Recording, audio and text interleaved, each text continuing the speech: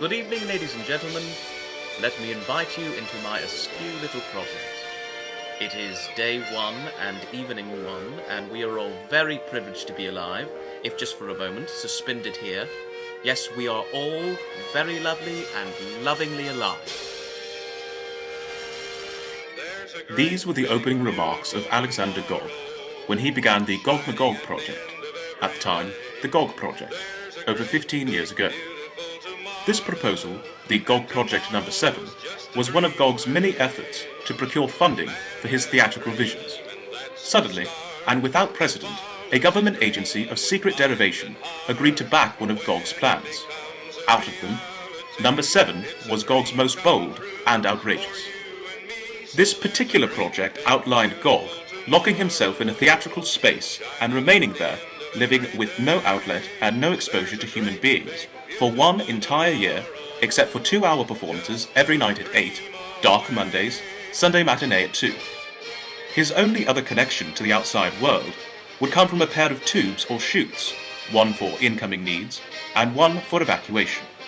Gog's closest colleagues, Robert Mitchell, Darlene Goldman, and Cindy Dawson, Cindy with 2 Y's, were to monitor him and to manage the theatre where Gog would perform every night at 8 for 2 hours, dark Mondays, Sunday matinee at 2.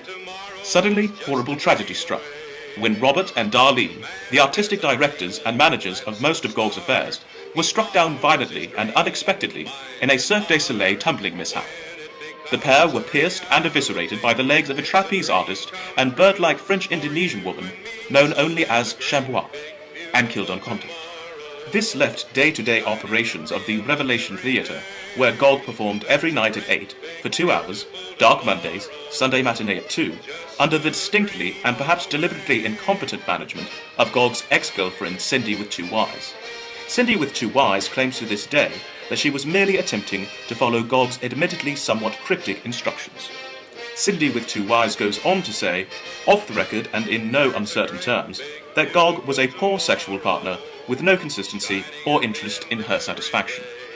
Be that as it may, there is speculation by civil rights authorities that Gog was left in the cell of his own creation for a cruel and unusual 15 times the established 1-year limit, and that during this time, Gog was exploited by the theatre, sold as slave labour to the highest bidder, possibly to pharmaceutical companies, sporting goods manufacturers, and most notably to our illustrious government, to be used in some kind of secret experimental capacity.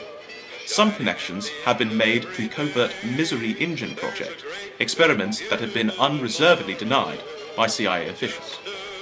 Whatever the cause and consequence, Gog was locked in a cage and forced to perform every night at 8 for 2 hours, dark Mondays, Sunday matinee at 2, with only the July 3rd edition of the Daily Telegraph delivered once a day, every day, and a diet consisting mostly of moon pies with banana flavouring. This went on for a full 15 years, until his recent subsequent death last April. Though extensive notes on the project were kept, most were burnt in a haste when the Revelation Theatre received an anonymous tip that the strong arm of Amnesty International, known as the Demons of Freedom, were about to raid the theatre facility. Only scant remains survive. Before the show officially begins, we would like to once again thank our government for their continued support and would assure them that we would do any amount of kowtowing or bootlicking to assure support in the future. We feel it necessary to make quite clear that no part of this representation is an attempt to undermine or indict the government in any way. And if everyone could please wear the required government armbands during this and any other theatrical production, that would be appreciated.